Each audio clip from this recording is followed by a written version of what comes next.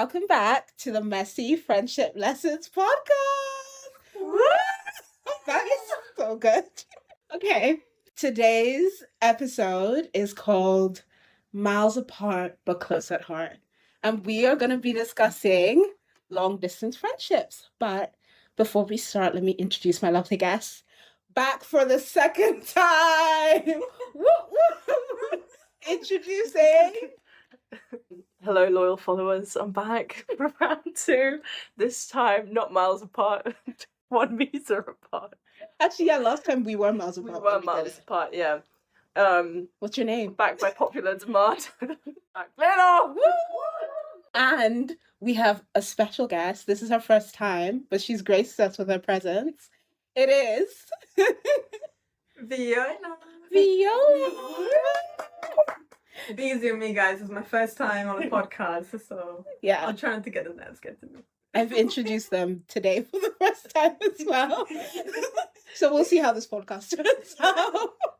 It'll be fun. Okay, we're doing long distance friendships, but before we get into it, we have our little hot takes game. So I don't know if you both have your little friendship hot take ready. Oh, we should always split the bill. I love treating my friends, so if I feel like paying for the whole thing, I will pay for the whole thing. But I also won't put pressure if whoever's friend I'm out with prefers to split the bill. If anything, if I have a friend that takes care of the bill, then in the future I'll take care of the bill. Or we, like, from my experience of my friends, if someone pays something for me, she's like, don't pay me with money. I'd rather you return the interest with something else. Okay, fair. So, like, It's a give and take kind of thing. pretty much. So what's your hot take from that? Like, you shouldn't always foot the bill, or what? It really depends. Okay. Maybe that wasn't a great. No, I get it. I get it. I get what you're trying to say. It's like, you don't always have to split the bill. Sometimes someone else could take it, and then the next time someone else takes it, like your friends, it's not that deep. Yeah. I'll tell you though, some friends, if you let them pay and they're like, I'll pay you back, they overcharge you. Really? Yes. Well, actually, I only have one friend who does that, if you're listening. We're putting you on blast.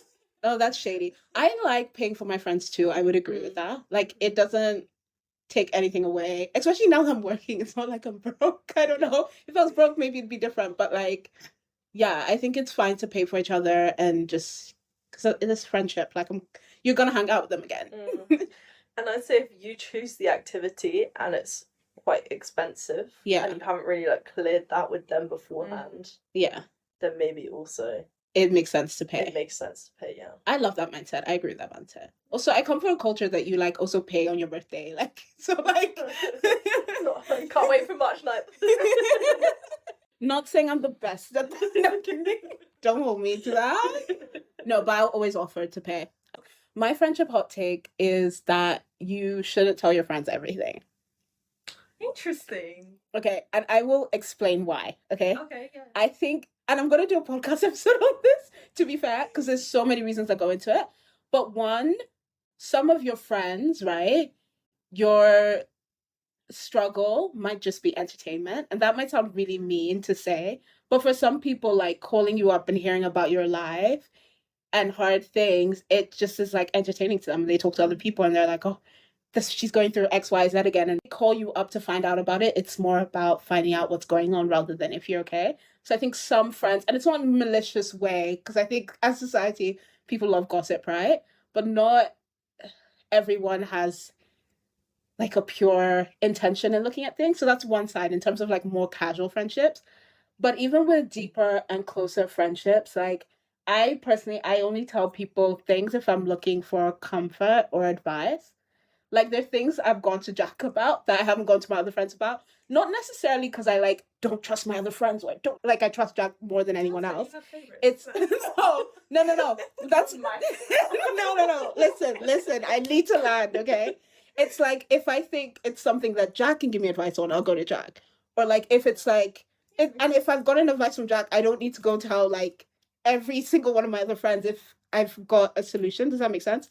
Or for example, if I'm going something really tough and I come and sit and talk to you about it and I get comfort from you in that situation, I won't feel the need to seek comfort out with other people. So I don't tell people something just for like saying it out to every single friend I know. I could go more in depth on this. I don't think I've explained it well, but that is my hot take. Like, for example, if you've got multiple friends that you're friends with them also for different reasons. Like you can go to a friend for I don't know, like for relationships, another friend for I don't know, like business ideas. Yeah, Like you can talk to each friend for that thing that you can both connect with. And I think there's also another thing you taught me when we lived together, which was instead of asking, like if someone, let's say you go through something and being like, oh my goodness, like what happened? Yeah. You actually say, how are you? How are you doing? That shows more okay, instead of you jumping straight to wanting to know exactly what happened so you can get the juice. Yeah. Oh, not me teaching you things. Don't worry, baby, you taught me things too. That's why I had you on the podcast. Actually, oh my gosh, we haven't been voting nay or yay. We're meant to do that. So for Viola's hot take, Jack, nay or yay on the whole bill thing? Yay. Yay. I vote yay on the bill thing. On my hot take, nay or yay? I'm gonna say yay. Okay. Jack? The cat's so confused. Oh, she's scared. Okay. Wait, that dog barking sounded really scared the crap out of her. Guys, we have a little cat in our midst. A friend. 4 is a crowd. Yeah. We've got a 4th member. She's really beautiful. What's the cat's name, actually? Star. Hi, Star.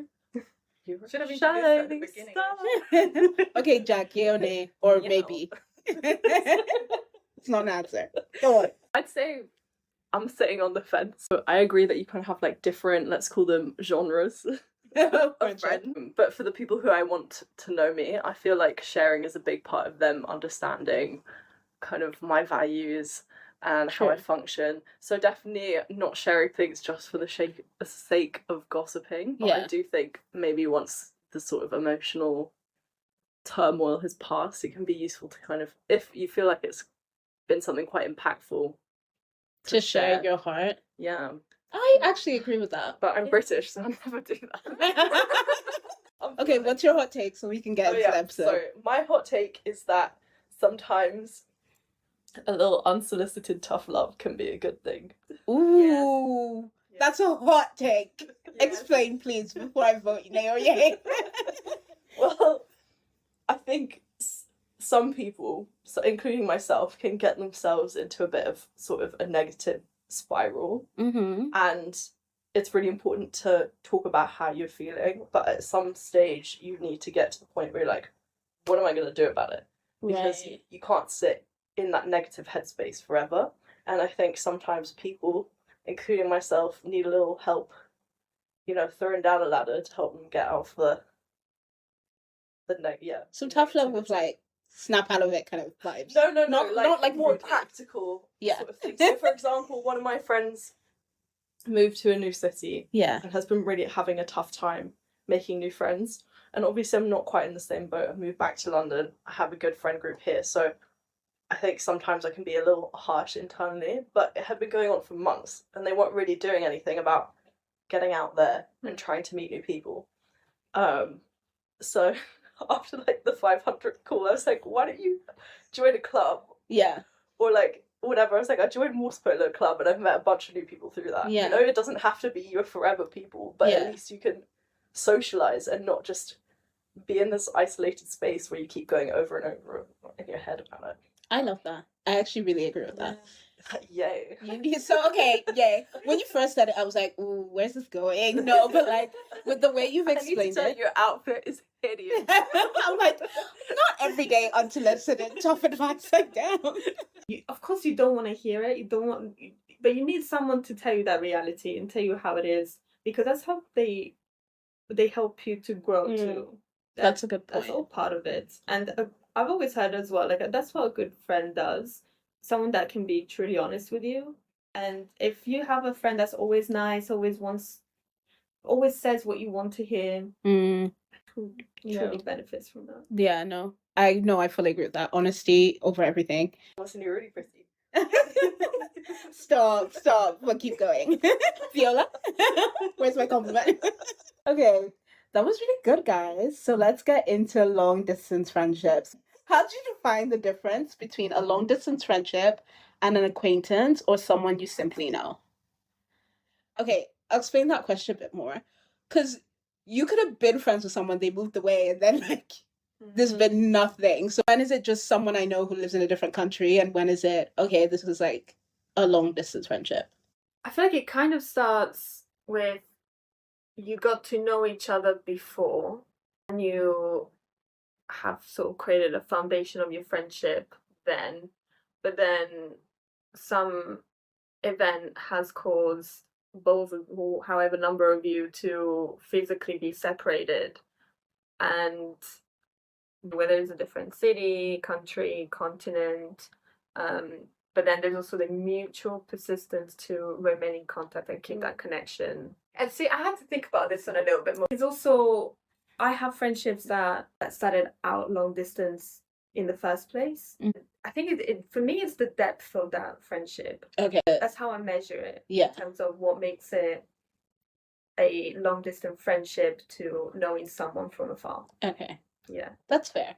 Jack? I think the point about connection is interesting because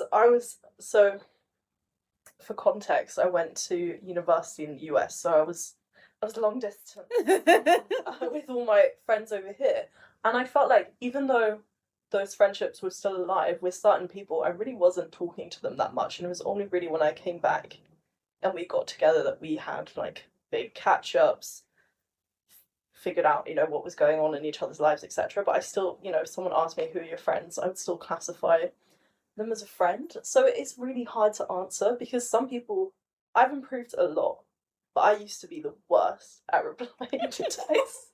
I was like, real. Just being honest, guys. I was Ken when he found his Mojo Dojo.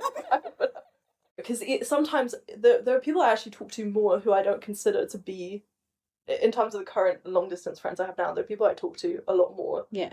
And one of my best friends, he works at Goldman, ladies. So. But we don't get to speak very often because he works insane hours, but I still consider him to be one of my best friends. Okay. So I guess it's kind of the level of maybe unspoken commitment. Oh, I love that actually. Unspoken commitment. I like that. I agree with both of you. Like, I love what Viola was saying of kind of like it's the depth. And I feel like Jack puts depth into the correct words by calling it unspoken commitment. Because it was hard for me to answer as well. I was like, is it constant communication? But similar to you, there are people who I consider long distance friends that there isn't that constant communication. But when we are in the same place, there's no way we're not seeing each other. Does that make sense? It's not like we don't care. Yeah. And it's also nice to experience. Actually, never mind, that's for a different point. Okay. Next question then, yeah?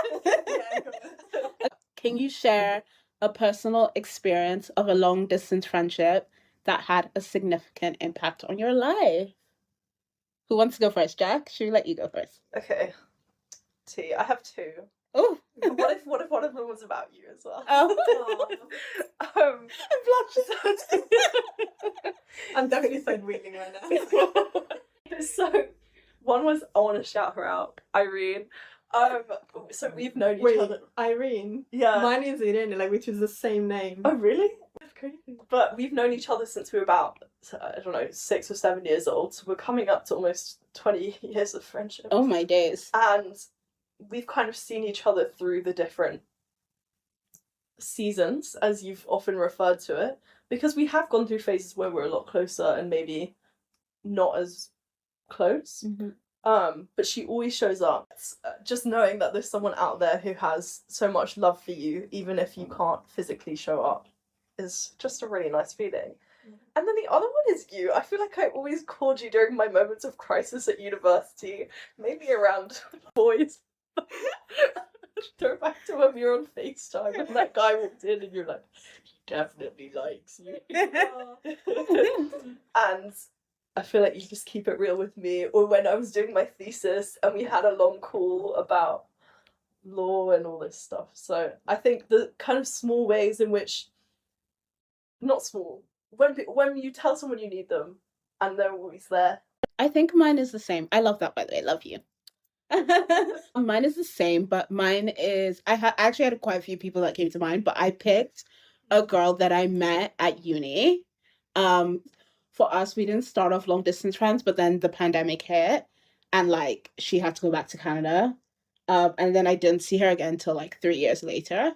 But why I would say it had a significant impact on my life is because with that friendship, it actually grew stronger as we were further apart, which I'd never had before. I think it had a big impact because she was someone I could massively confide in. And yeah, there was so much trust there, there was so much love. I literally spoke to her every day. It was crazy. Like we used to call each other.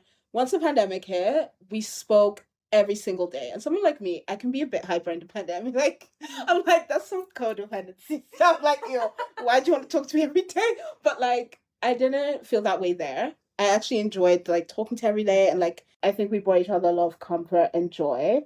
And yeah, like even like at uni times where I was like alone, I didn't feel lonely because I could call her, like pick up the phone and be like, hey, like that's how my day is going or whatever. And I had hella time in uni. Like so like time zones didn't bother us because like 3 a.m. she wants to call me, I'm up. Like I'm not doing anything. Like now we don't talk like anywhere near as much. Like I barely call her anymore. Not like out of anything. We're still very, very close. Yeah. It's just time. I don't have that much time anymore, and we're in different time zones, so it now takes a bit of planning. But she definitely helped me through some really dark times. But what about you, Viola? What's like a significance? So mine, coincidentally being the same name, Irene in English. Sorry. No, you're stealing her friends.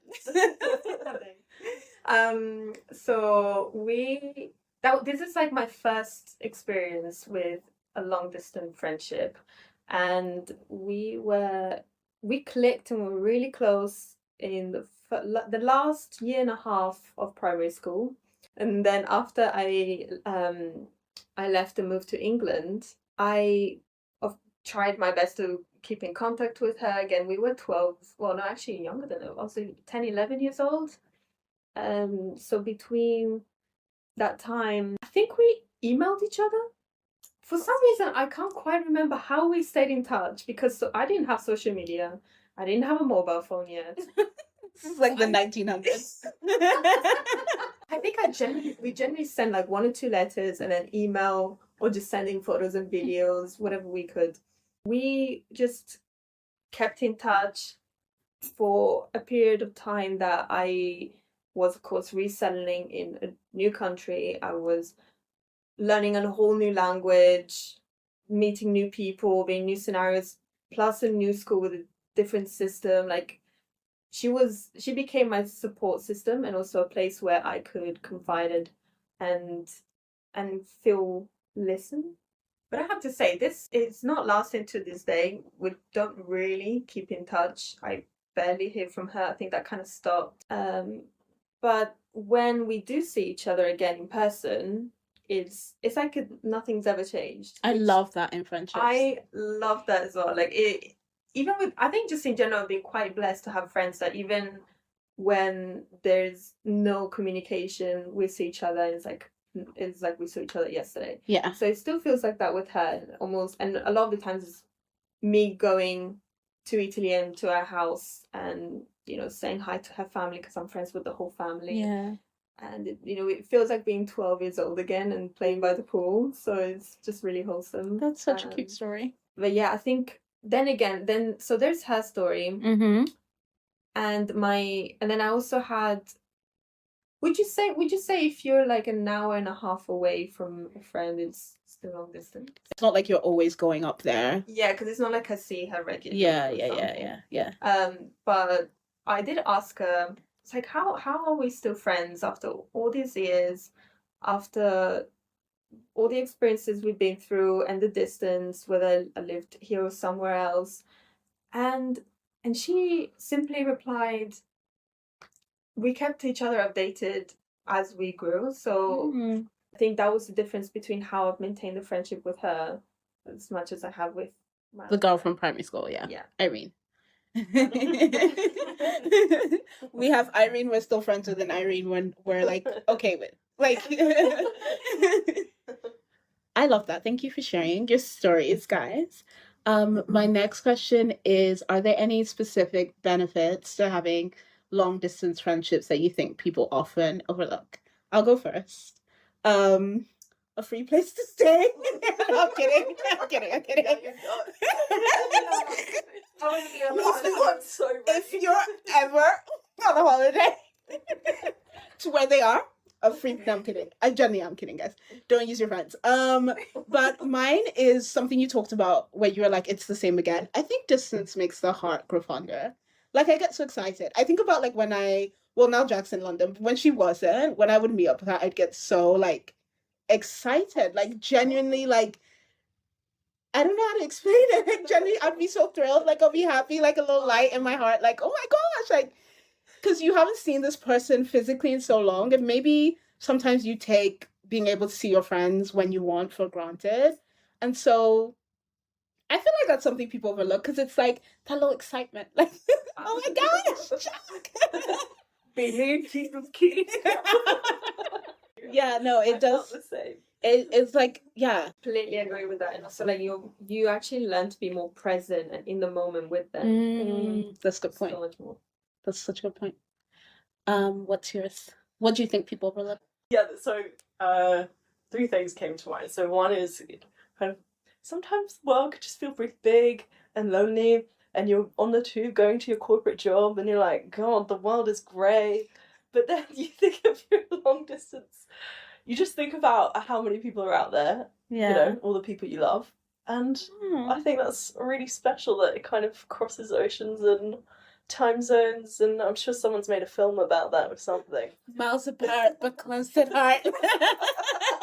The second one actually goes back to my hot take, where it's nice to have someone who, you know, cares about you and that you trust, to be able to sort of have an outside perspective on everything that's going on in your life and be able to give you kind of untainted advice in a way, right? When you're all caught up in it, if you're all flowing in the same circles, I think sometimes it's not as easy to give a like clear advice or perspective. Just a good point. I would say, I think the fact that your long distance friend would have had different life experiences, maybe even lived in a different culture, you can learn a lot more from that. So you can learn what they went through and how they've handled it. Plus, they can maybe teach you how culture runs.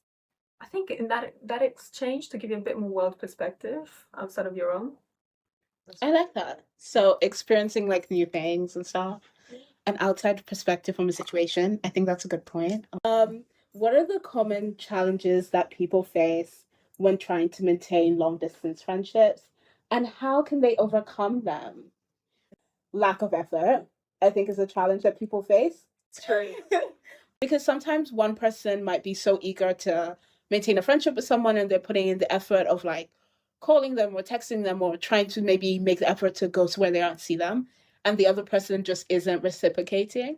And I think that is challenging because how can you maintain a friendship when like it's just one-sided communication? You can't have a conversation with yourself. Actually, I do have podcast episodes by myself, so When we willingly chose to do that. willingly chose to do that. You can't have a conversation with yourself. We've already established I do that willingly on the podcast, but you know, it's very frustrating when there's a lack of effort. How do you overcome a lack of effort? I feel like there's two things. One, you voice it. Yeah. Like, hello, I want to maintain a friendship with you. I have a lot of love for you. Like, I'm trying to communicate with you, like, what's up, you know? Because sometimes people could be going through things, and that could be a very valid reason. I do believe sometimes in friendships, there are periods where you will give more, and there are periods where you might end up taking more. You can't expect, like, perfect consistency all the time. People lives sometimes, and it, like, pulls people away. But if you voiced it and someone's just not really about it and they haven't maybe voiced that there's something else going on, then sometimes I think how to overcome it is just realizing when to let go and love yourself, because it can be kind of hurtful when you feel like someone doesn't want to be your friend or isn't reciprocating it. And you might lose yourself in pouring in all this energy and chasing another person. So look around, because there's some local friendships, girl. So that's mine. Lack of effort. Okay, Jack? Yeah, mine's related. So, I feel like I'm quite good at trying to stay in touch, mainly because I've had to do it for so long. You know, being in the US and having friends in the UK now, vice versa. Yeah. And sometimes I feel like I'm just maybe a bit annoying with how much I'm trying to stay in contact, and it can be quite disheartening when you don't. Thanks. It can be quite disheartening when you don't get the same effort back. So then, on that note, you know, I think when time is limited and you only get to speak to people however often, and they're doing something that's maybe upsetting you, not necessarily just the keeping in contact, but like there was this other situation with my friend and their partner, Mm-hmm. and it hurt, just like I thought it was quite disrespectful, but I was like, I don't want to waste the limited time we have to actually talk on the phone having a disagreement, but I still think it's important to have those conversations. So like, and also I think face to face it's so much easier to have a productive argument. Yeah. So I think just balancing, how do you communicate negative emotions in a way that's productive, I guess. Yeah. Or like actually helps you guys move forward. I like that. Yeah. So that even in voicing a lack of effort, it doesn't end up taking away the limited time you guys have together. Or you could just call me. You could just, pick up your phone. TTY. No, you guys made some good point actually. So one that actually, for me, personally, from what I experienced, was jealousy. Oh, this is such a good one! When I used to see my friends having more fun without me, I would be like, wow, you're really doing that, and you're showing it off, to the point where I had to step back a second and like cool down, because I had then their friends calling my best friend their best friend, and I was like, oh no, absolute trigger. And it's frustrating because you physically can't be there all the time, and you would give 100% energy once you're there with them. Well, how do you overcome that? I did express it, so I just kind of voice it and then see how they react, and plus if they care, they will make sure that you feel included, or they, whoever cares in general will stay in contact, will put the effort. But I think it was also some work I had to focus on myself, and maybe I didn't have the distractions in my life to keep myself satisfied regardless of how the friendship was going. And maybe of course they don't mean to make you jealous, they're having a good time, and maybe that was that high in the middle of all the lows. Once you do the self-work, I think you become less and less jealous. Plus you have to also analyze the fact that you also have friendships going on. They could be looking at it the same way. True. But yeah, it's very hard to control that jealousy, especially with social media, and the fact that you see so many of your long distance friends like doing all this exciting stuff without you. You just have to deal with it, I guess. Yeah. I wrote down FOMO as one of the things, and I agree with you. I feel like it's that. It's the FOMO, it's the jealousy, it's like, but I also agree with you in terms of overcoming it. Sometimes it's also occupying your time. Like maybe you don't have things that are fulfilling you that are physically with you right now. So it can cause that longing. Because unfortunately you can't be there. Like that's the reality. You can cry about it all you want, but the reality is unfortunately you really can't be there, and you need to find a way to cope with those feelings. But I feel like it's so real. It's so real. I actually needed to hit that today. So wise, isn't she? No, you are. Maybe you should do a podcast. Okay. Speaking of FOMO, let's talk about time zones, okay? How do you navigate differences in time zones, schedules, and priorities when trying to stay connected with a long-distance friend? Like I said, that girl that I spoke to every day who was in Canada, she was a long-distance friend. And it was easier when we were in uni and we had all the time in the world. And like both of us could, our schedules were more flexible. Also, this is so funny, but she texts me, she'll be like, good morning, babe. I'm like, girl, it's 3 p.m. You mean good afternoon. Don't tell me good morning. But I feel like if you want to make the effort with it, you will. Because I think you've got to plan ahead. I know it's comical when people say if they wanted to, they would. Like, I find that so cringy because it's like, excuse me, other things come into people's ability to do things. Yeah. Like life happens or like just other things. Like sometimes people want to do something and they can't. But in that same way, I feel like if you're intentional about planning your time, like for example, us, I spoke to her yesterday, but like we can't call as much as we used to where she can just call me at any time. But we'll like text and be like, okay, Friday evening, right after work, I'm free. What time is that with you? Okay, that works. We're definitely gonna like schedule that in this week and we'll make the time to make sure we both call each other at that time and pick up. And so, yeah, I feel like planning it is the best way to navigate time zone. It's not necessarily also time zone, like schedules, priorities, because you can be in the same country as someone be long distance, you know? And I think when you're an adult, it gets so much more complicated because again, you've got your own priorities that they kind of overlap it, but yeah, mine's more like schedule wise. Right? Yeah. Have I mentioned that I went to uni?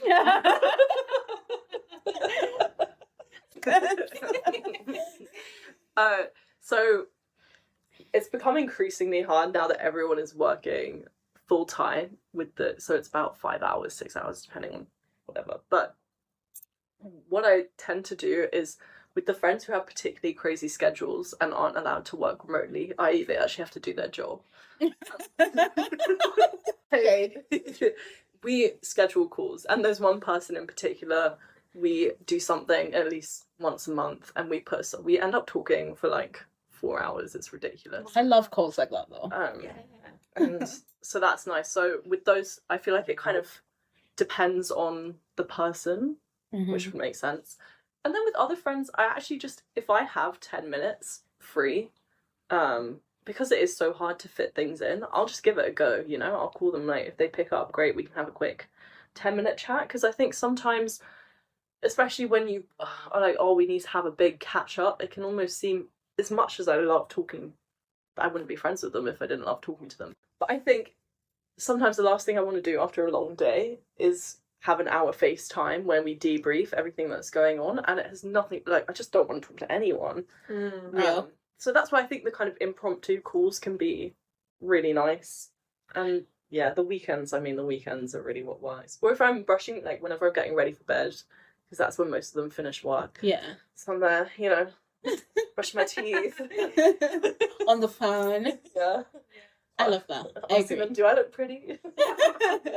I agree actually on the impromptu thing. You were going to say something, Viola? That's when it comes to actually like, and then maybe this links with putting effort, but then again, like you have such an exhausting day, you come home, of course you do want to talk to them, but it's like, oh my goodness, I need to think of what to say, and then or like reply to maybe all the messages, and sometimes they even voice messages, and you want to reply with quality, and you want to make sure that you don't say it in also a way that is a bit like it's not up to your usual standard of tone, and then they question it, and then or maybe it kind of kills the conversation a bit. So I would rather postpone it and then answer in the best way I can possibly can with the energy that I have, than just doing it for the sake of it again. Sure. And then people are different. They're like, oh no, even if it's like a mellow high, it's good enough. Or others are like, no, take your time. It really depends. But... yeah, because you don't want, because people can read into it sometimes and think like you're off with them, or like you said, it's about them when it's not. Or you can just tell them, look, I've heard your messages. I'm just really tired. I'll reply tomorrow. Yeah, I've done that before, and they made fun of me, but I would appreciate that. I feel like that's like a respectful thing. Yes, actually, that was gonna be my other hot take, was to say that I think it's better to acknowledge a text and be like, I can't reply right now, but I'm going to. Yeah. Because everyone is constantly on their phones nowadays, so I don't want any of this, oh my god, I missed it. Yeah. Not that, if I've sent that to you, I genuinely miss it. If I sent that to you, I really did miss it. I agree with that. And not to be like, I think the max, for certain people, I have lower expectation. But the max someone I call my friend should go without replying to my message is 3 days.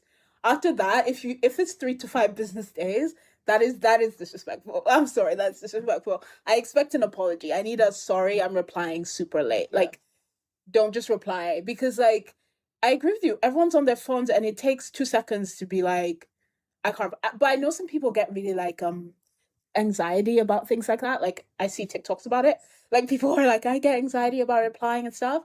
But genuinely, even if it's like you said, just being like, I can't reply right now, or like I will reply later, or what Viola said, like I'm feeling low energy, I would massively prefer that over just ignoring me for 3 to 5 days, because we're friends. Like I'm not like, I'm not your boss looking for like a reply on a deadline. Like, come on. Actually, quick question. What was the longest time that you guys took to reply to someone? Okay, don't judge me, but because I'm sure that's crazy. Like, I'm sure that one is really high, but in my adult life, like now that I'm grown and I hold this thought, so as of today, no, I'm kidding. No. But like in the past 2 years, honestly, the longest I've gone without responding to someone's message would probably be 3 days. But there's times I generally don't see it. Like if you message me on Facebook Messenger, I generally don't. I delete Messenger off my phone every other day because I'm like, oh, it's taking up too much space. When it's like storage full, I'm like, Messenger gotta go. Like, so like that, then maybe it'll be way longer and I won't even realize you sent a message. But as in a message that comes through WhatsApp, iMessage, where else do people message each other? Instagram. I hate Instagram. I'm like, what are you trying to do? You trying to take me out? It's like, no. No, okay, so take me out though. I'm the blonde one. But no, yeah, I fully agree with that. We segued a bit on that, but I think 3 days. What about you? Do you have like 10 days? Well, pretty close to 10 days? How long? about a week. A week? Oh, okay. A week isn't 10 days. That's not too bad. But the funny thing is, I'll constantly think about that conversation until I reply. Because I'm trying to make sure I remember what they said, so that I know what to reply. Yeah. Again, take your own advice then, girl. Just a quick little, I'll reply when I got time. But also some people don't care. Know your friends. Yes. Some people genuinely don't care. They're like, take 15 days to respond to me as long as like, you're good. You know what kind of group you're in. They're the friends where it's like 2 months and you're like, lol, hi. Yeah. But by the way, anyone listening who is my friend or wants to be my friend, I'm not that type of person. So like, if you know you are, don't be my friend. Or if you know you're doing that to me currently, you're on thin ice. You're about to be axed. Start replying to your messages. No. You're actually going to be on the next podcast. Yeah. This is your reminder to reply to that friend. No. There's one person there's 3 people that are exempt from that. And it's because I know their lives are very hectic. And so I don't put that expectation on them. But also people who are just casual friends, I don't put that expectation. Yes. Like, and when I say like reply to me in 3 days, it's like close friends. Yeah. Like Viola, reply to me in 3 days. Jack, reply to me in 3 days. I can't ignore you. What role do technology and social media play in keeping long distance friendships alive? Are there any downsides to relying on these platforms? I think it keeps my friendships alive. Oh, yeah. Because for me, it's like the people I don't talk to all the time, I share stuff with them on social media, like send each other TikToks, like I comment on their stuff, I reply to your story, like you look so good, because I love complimenting my friends. And it just keeps that stream of communication open, even if we're not talking every day. So I think social media, compared to like before where it's like zero communication, social media at least keeps it casual. But I think the downside is like, if you only rely on that, you might not know what's going on in your friend's actual life. But everyone posts their highlights on social media, so you might not actually know how they are mentally and like how they're doing. Also, some people don't use social media, so like if you have a friend who doesn't, then then there's like nothing. Yeah. But no. Like Jack deletes her Instagram every like 2 to 3 business days. So like, if I was like solely relying on Instagram to keep in touch with Jack, like we wouldn't have a friendship, you know. So there are a few boys that want to be curious, you know. They're like, did she unfollow me? She's so mysterious. For me, social media has strengthened my friendships because again, you see what everyone is doing, and I'm like, oh hey, that looks so fun. Like, how was it? Mm-hmm. Then we start a conversation and be like, how are you doing, by the way? You know, we haven't like chat in a while. Like just checking in like that. I think I think there are few downsides. True. I would agree with that. Jack? Yeah, as Tom had said, I tend to go MIA on social media for a bit. But I think one thing that I've definitely grown into is I love sending people reels. I am the reels you see about people sending when your friend hasn't replied to like the 100 reels you sent them. That's me. And I really like it when people send me reels that I find hilarious. I'm like, oh my god, they know me so well. I love that form of communication. It's a fun Yeah. one. Exactly. Although I troll people who send reels because I'm like, TikTok, like this was on TikTok 5 months ago. I'm like, why are you sending me this? Y'all stay safe. Y'all stay safe though. So are there any particular strategies or rituals that you found helpful in staying close to your long distance friends? How do you navigate the potential feelings of neglect or distance? I feel like we've kind of talked about neglect or distance, so maybe let's just say a strategy or ritual that helps us keep close. Do you want to go first? Now, I think it's at the moment I have actually communicating with sending videos that makes me think of them. Okay. Or anything that makes me think of them, I just send it over and be like, oh, like, or like, do you remember that happening to us? Or, oh, I came across, I don't know, this, and you know, whether it is on social media that I come across, or I'm walking down the street and I take a picture of something and I'm like, oh, do you remember when we used to go to this place? And, you know, Oh, that's so That's cute. so sweet. She's like so sentimental and cute. Do you know on my birthday she like I loved this so much, which is so random because like it's so simple but like almost one of the best presents I received. Awesome. She got like a box of teas and she wrote messages on each like tea packet. So every day as I had a tea, there was a message from Viola. It made me feel so loved. My mom used to get so excited. She was like, can I have one of Viola's teas? I need to read a message to like lift up my day. Because they were so nice. It was like cute things like you got this or like things just about peace. She's just like so sentimental and cute. That actually touches my heart so much. It came very genuinely. I think it's one of the most original present ideas I've had. I know. And I love tea. So it's like perfect. I'm gonna steal that. It literally, Jack, every day I was like, it literally, I don't know. I was just like, oh, I love this girl. Also, it's good. It makes your friends think of you every day. You're never going to forget me. But no, my mom loved it as well. You're lucky to have her. I know. I am. I feel like Jack's going to steal you from me. What is your strategy, Jack? Okay, so 2 things. Recently, become such a big voice noter. I love it. That's one of mine. Story time. You get the tone across. I laugh at my own jokes, so I know at least one person has laughed. And the other thing is I really love sending postcards or letters. So it's something that started during COVID because we were all just so isolated from each other. And yeah, now every so often I'll just send a bunch of postcards out. Also because due to a translation error in Cambodia, yes, I am that girl. I now have like a lifetime supply of Cambodian postcards. So I need to get them out the door. Yeah. Anyway, for me, it's voice notes. I agree. Calling people. Also, posting on my close friend's story. Anyone who's on my close friend's story knows I'm a bit of a YouTuber on there.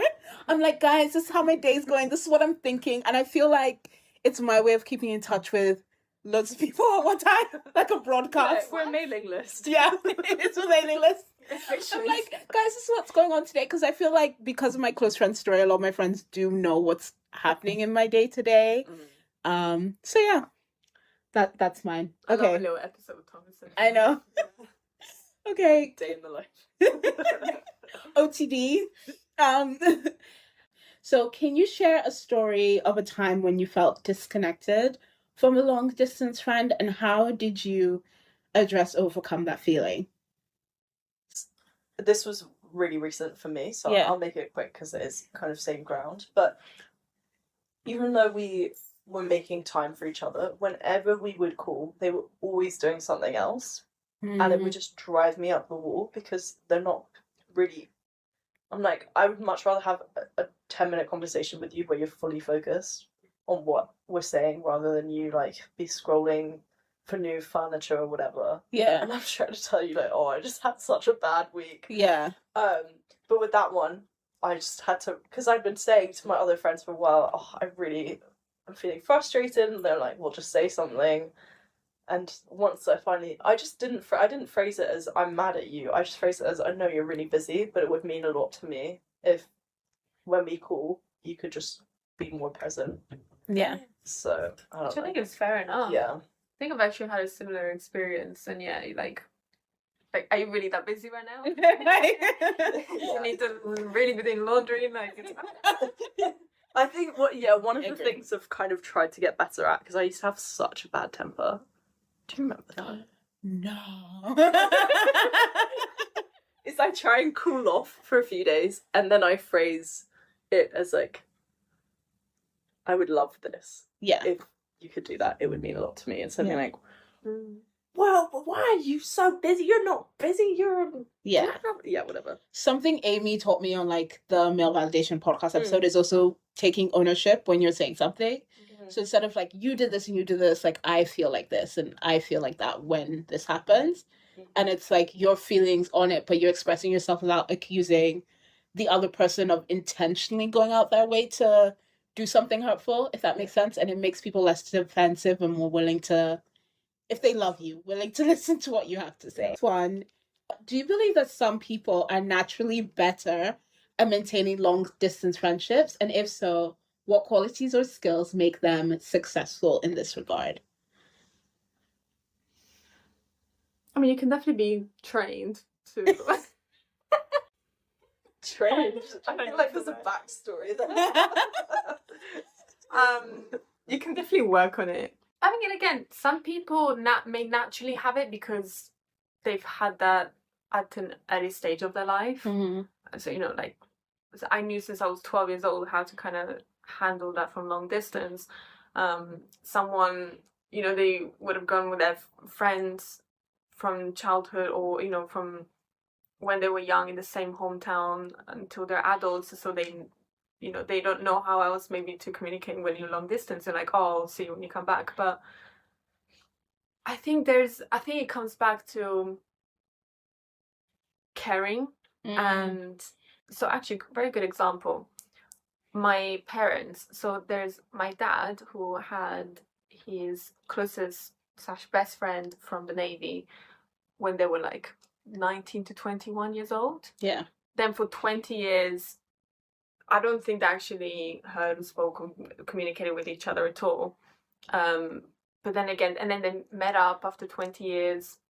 And ever since that meetup, which I still remember to this day because I was there to witness it, they would send each other like good morning messages. Oh, that is so cute. Yeah, like it would be like, oh, buongiorno Gianni, or like buongiorno Roberto, you know, and you know, it's like it's like kind of like that. I would say, like it does. There's part of it that comes naturally because you want to show care, and then it's not too difficult. And I think nowadays it's actually easier than ever.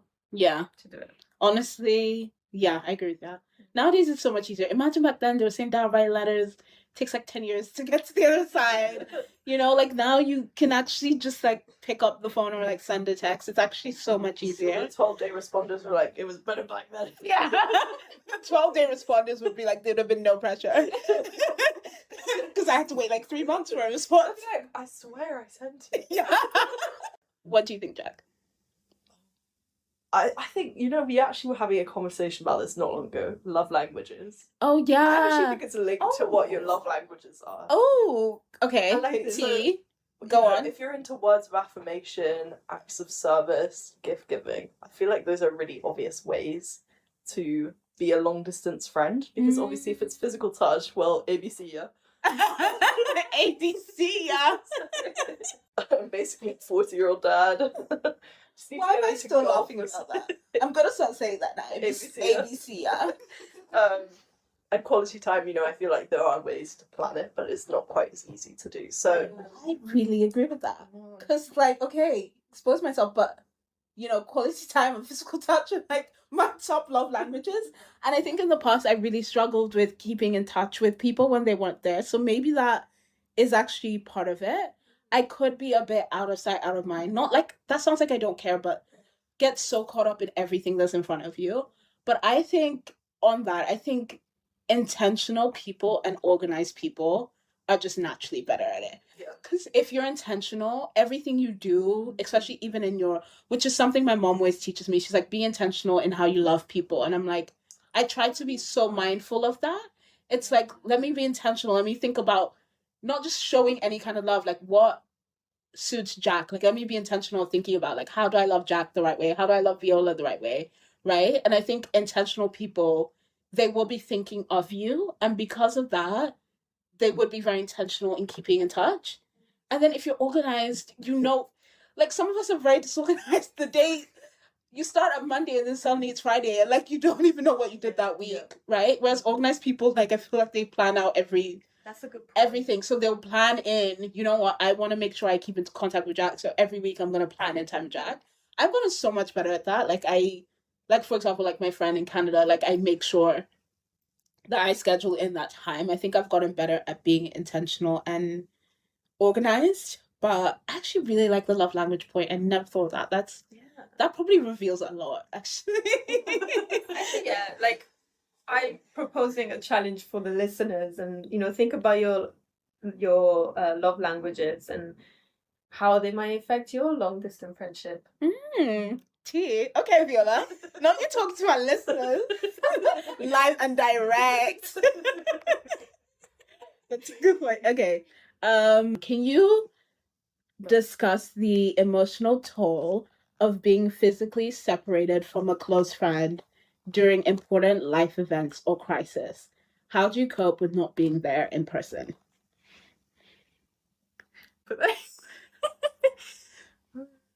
I think it's really sad. Especially if I think when I find out, or like if Jack's ever called me and she's been upset, it actually makes me I'm gonna stop crying. Oh no, stop. It makes me really sad, and I say that to a lot of my friends. I'm like, if I was there, I'd give you such a big hug right now, because that's literally what I like to do when I like to comfort people when they're upset. So I think that is actually really hard. If you have like a way you would bring them comfort or joy or like wanting, because I'm not saying you should ignore your friends' emotions and be like, be happy all the time, but we do want to see our friends happy. And so, yeah, I think it can be hard if you're not physically there, because there's only so much you can do from being over the phone, right? Yeah. So I think in handling that, what I do to handle that, I pray for my friends. I feel like that is the best thing I can do if I'm not physically there. Like, pray for you and pray that God helps you, and that's the best thing I could do from being far away. But it's really sad. That's true. I think even when, let's say, you are on a video call with them, you still feel guilty even though you're not there physically. Yeah. Because you kind of, you create that value around the physical presence. Even if it's just to be next to them and listen to them, it's you don't feel like it's quite the same. So yeah, I agree with that. And praying. Yeah. Pray for you, baby. I'll pray for you too. God help her. That's what you say about me. Oh, it's not. It's not. Whenever like I share moments of my life, you're like, whoa. Oh. That's like a 20-minute prayer right there. God, please. I'm sick of hearing about it. We're kidding, guys, by the way. We're messing around. Yeah. I think so. Actually, pretty they were relatively close together, but two close friends of mine were going through quite a big moments of grief in their life due to people passing away. And it was also paired with the pandemic, so already people were isolated. And not that I really even have anything that insightful to say, because I just think everyone is so different on kind of how they want to be helped through grief. But I found it so hard to know how to show up. I think when you're face to face, there's already that challenge, and then you're separated by a phone call. So just, how, you're there to listen, but once you hang up the phone, they're all by themselves again. And I think loneliness after grief is probably, sorry, this is like a really heavy time. No, it's real. And just, how it, it sounds selfish in a way, but just feeling inadequate as a friend, because there's not really much more you can do besides call. and be like, I'm here for you and I'm sorry. Yeah. So yeah, I don't know. I think that's really real. I lost my aunt during the pandemic. I think you both know that. And it was a really tough time. And yeah, there was a lot of resentment because, like you said, with grief, I'm going to do a podcast episode on grief and friendship because I think it's something that needs to be talked about. And the world doesn't teach people how to, one, handle grief, but actually support people while they grieve. And even when you go through it, even now, I don't know if I know how to be like a really good friend to someone while they're going through that, even though I've experienced it myself. So I think that's completely valid what you're saying. But I had a call with you during that time and it really uplifted me. And so sometimes just feeling like someone is there and is listening to you and, you know, wants to like hold your hand through it because it's not something you can fix. So sometimes people just need you to hold their hand through it. And you did that for me, but we were living together, so it's easier because it was physical. But I had a call with you and you helped me in that way as well. So it's not as hard as it can be. Sometimes you also don't underestimate how maybe those calls and things help people. So sometimes even with distance, like a sweet message or a phone call where you feel like someone's genuinely listening to you and cares about you, you know, can go a long way. Yeah. I have to say, like, the fact that you mentioned how, you know, like, I was able to help you because I was physically there. Yeah. So it's funny because from my end, I felt like I didn't do enough. Oh. I actually felt like the first 3 days, I remember it was 3 days, or even maybe a week it was. Yeah. That I saw your whole energy change. Yeah. And I didn't know how to approach that. Like, I didn't approach you at all because it was so different. I was like, oh, it's not normally what Thomason is like. Okay, let me just... Maybe she's just having a moment. Yeah. The moment lasted a lot longer than real. I was like, oh snap, like I should probably check in with her. But for some reason I kept feeling this sort of like awkwardness.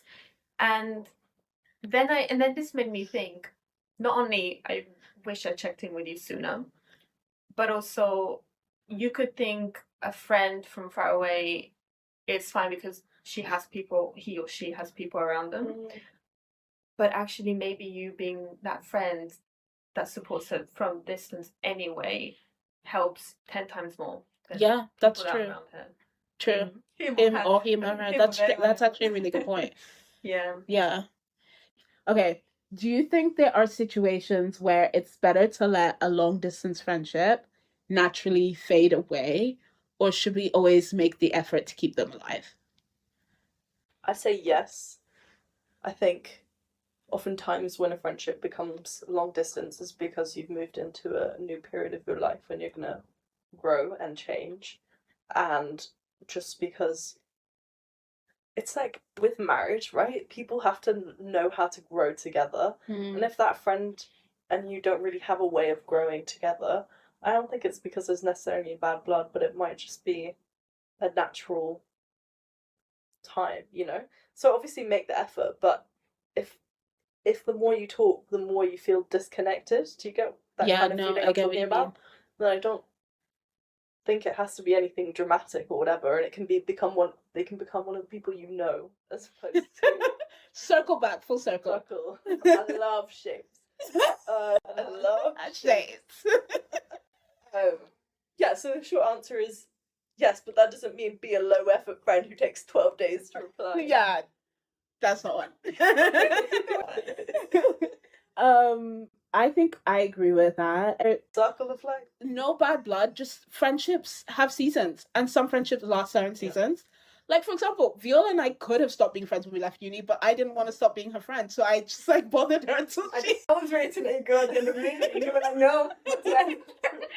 No, but really, friends do come and go, and so sometimes I think you need to be, once you realize it's reached that point where, like Jack said, you've fully grown apart, or like it's just you like trying and trying and trying and the other person isn't about it.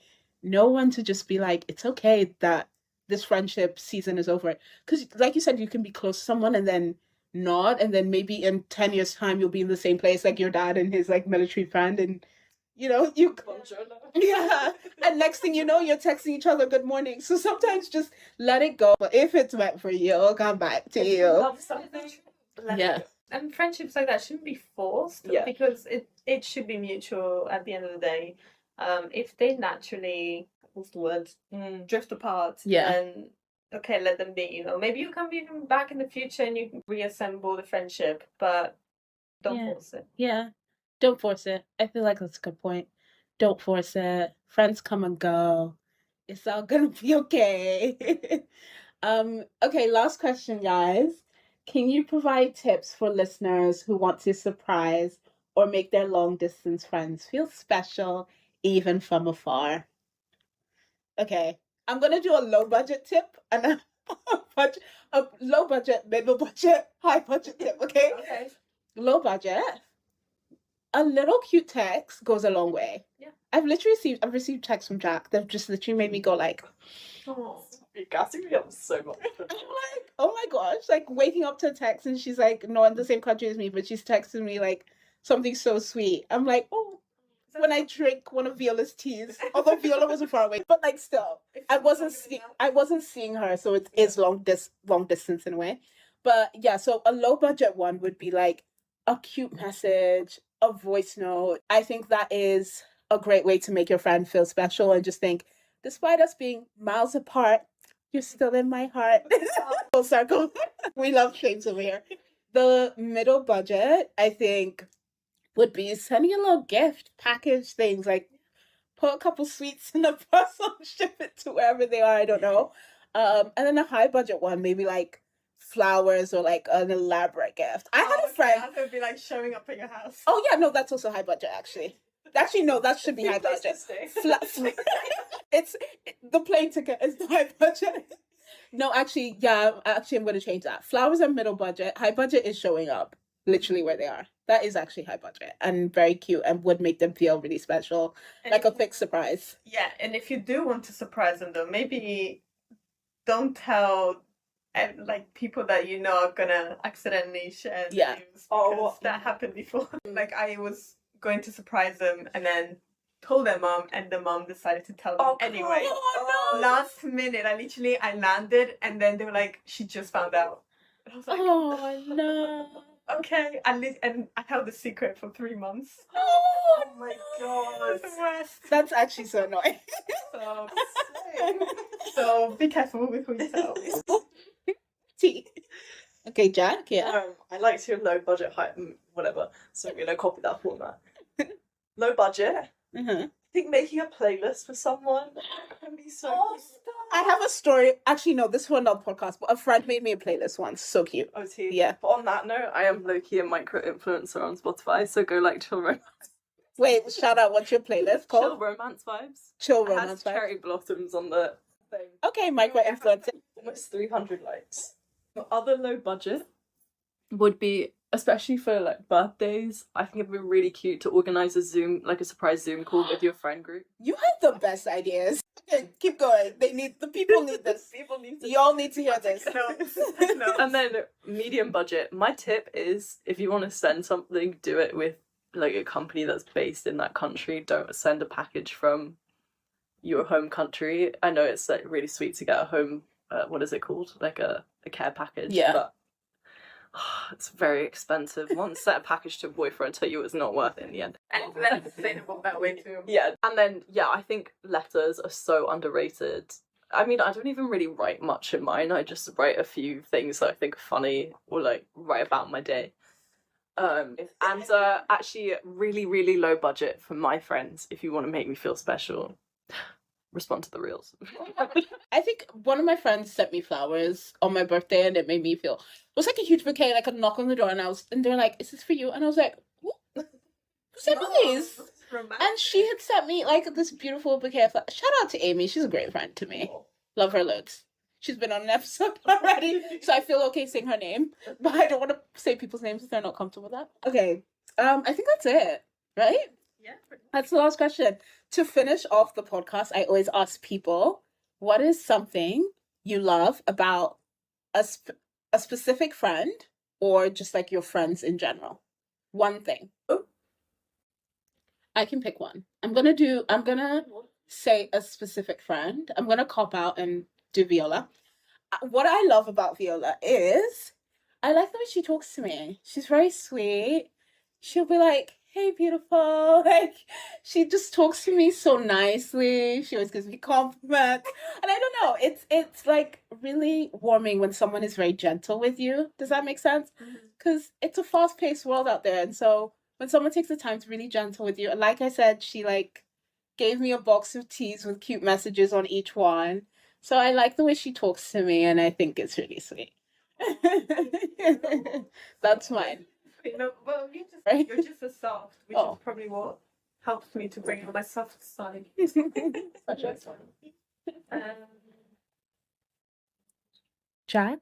Yeah, I want to shout out Aiden. He is such a good friend, also a great long distance friend. We voice note, and every 2 weeks or so we have such a good catch up. He always gives me the best advice. Genuinely, just has one of the kindest hearts. And if you know him, you're lucky. You're lucky to know him. So I really love Aiden, and you're a fantastic friend, and I hope you know that. Oh, that's so cute.